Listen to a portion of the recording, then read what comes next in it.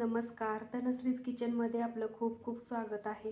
आज आपण झटपट अशी पावभाजी कशी बनवायची, अगदी हॉटेलसारखी, तर ते आज आपण पाहणार आहोत. तर त्यासाठी लागणारे साहित्य आणि कृती तुम्ही पाहून घ्या. चला तर आज आपण पावभाजीची रेसिपी पाहणार आहोत. तर त्यासाठी मी इथे 4 ते 5 बटाटे असे कट करून घेतलेले आहेत. हे कुकरच्या भांड्यामध्ये घेतलेले आहेत. टोमॅटो घेतलेला आहे 1 वाटी, अर्धी वाटी गाजर घेतलेला आहे बारीक कट करून, फ्लॉवर स्वच्छ निवडून गरम पाण्याने धुवून घेतलेला आहे 1 वाटी, हिरवा मटर घेतलेला आहे 1 वाटी आणि ढोबळी मिरची घेतलेली आहे कट करून अर्धी वाटी. तर आता कुकरच्या भांड्यामध्ये आपण यामध्ये पाणी घालून घेणार आहोत.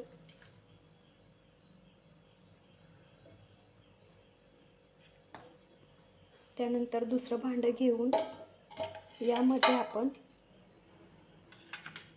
एक मटारचे दाणे ओतून घेणार आहोत. हा फ्लॉवर कट केलेला ओतून घेणार आहोत. गाजर घालून घेणार आहोत. यामध्ये ढोबळी मिरची घालून घेणार आहोत.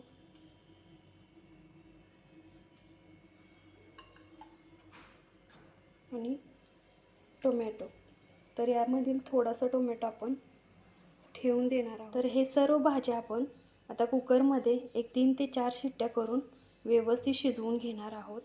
तर तुम्ही पाहू शकता आपला कुकर आता थंड झालेला आहे आणि आपल्या भाज्या छान अशा वाफरलेल्या आहेत. तर आता या बटाट्याचे सालं काढून मी खिसून घेणार. आपला बटाटा खिसून झालेला आहे आणि आता हा बटाटा या भाज्यांमध्ये मिक्स करून आपण असं स्मॅश करून घेणार आहोत सर्व. आणि त्यानंतर आपण फोडणी करून घेणार आहोत. फोडणी करताना त्यामध्ये कांदा घालणार आहोत. टोमॅटो मगाशी थोडा ठेवून घेतलेला आहे तो, लाल मिरची पूड आहे, बटर आहे, पावभाजी मसाला आहे, आलं लसूण पेस्ट आहे, चवीसाठी मीठ आहे. गॅसवरती कढई गरम झालेली आहे. तर आता मी एक पळी यामध्ये तेल टाकून घेत आहे. तर तेल आपलं गरम झालं, चमचा बटर टाकून घेणार आहोत आणि हे व्यवस्थित वितळून घ्यायचं.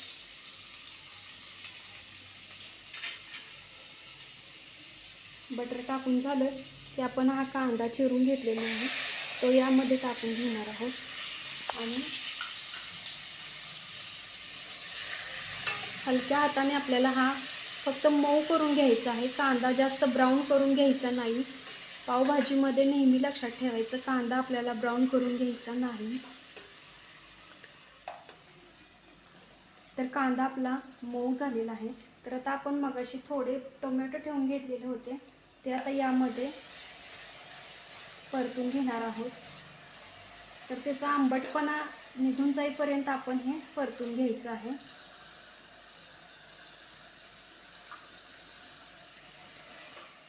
तर आता आपला टोमॅटो व्यवस्थित तेलामध्ये शिजलेला आहे. आता 2 चमचे आलं लसूण पेस्ट टाकून घेत आहे.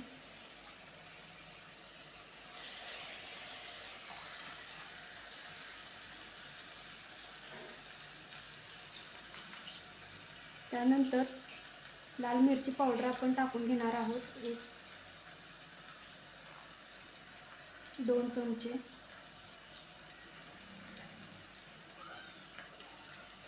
आणि हे व्यवस्थित आपल्याला परतून घ्यायचं आहे.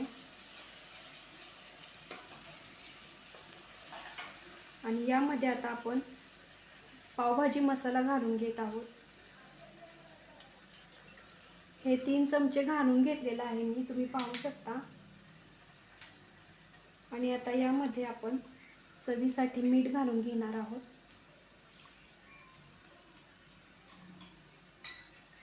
आणि हे व्यवस्थित आपल्याला परतून घ्यायचं आहे.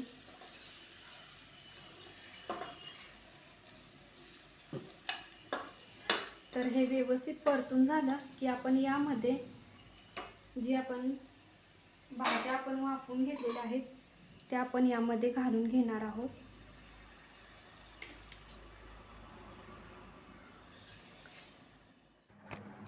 तर आता आपण हे सर्व भाज्या घातल्यानंतर थोडंसं स्मॅशरने अजून ही भाजी स्मॅश करून घेऊया, म्हणजे अजून याला छान असं बाइंडिंग येईल.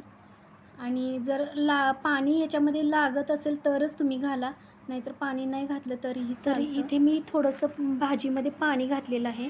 तर पाणी घातल्यानंतर मी थोडी याच्यामध्ये कोथिंबीर घातलेली आहे आणि त्यानंतर आपण यामध्ये बटर घालून घेणार आहोत आणि भाजीला आता उकळी आणूयात. तर भाजी आपली उकळलेली आहे. आता आपण यामध्ये मगाशी मीठ घातलेलं आहे. तर लागत असेल तर टेस्ट करून बघा आणि मीठ घाला. आता आपण पाव भाजायला घेऊयात. तर इथे गॅसवरती मी आता पॅन गरम करत ठेवलेला आहे. तर आता आपण पाव भाजून घेणार आहोत. तर या पद्धतीने आपण हे पाव असे दोन्ही मधून कट करून घेतलेले आहेत या पद्धतीने. तर आता आपण भाजून घेणार आहोत. तर गॅसवरती आपला पॅन आता गरम झालेला आहे. यामध्ये आपण बटर घालून घेऊया सर्वप्रथम आणि हे व्यवस्थित वितळवून घ्यायचं आहे.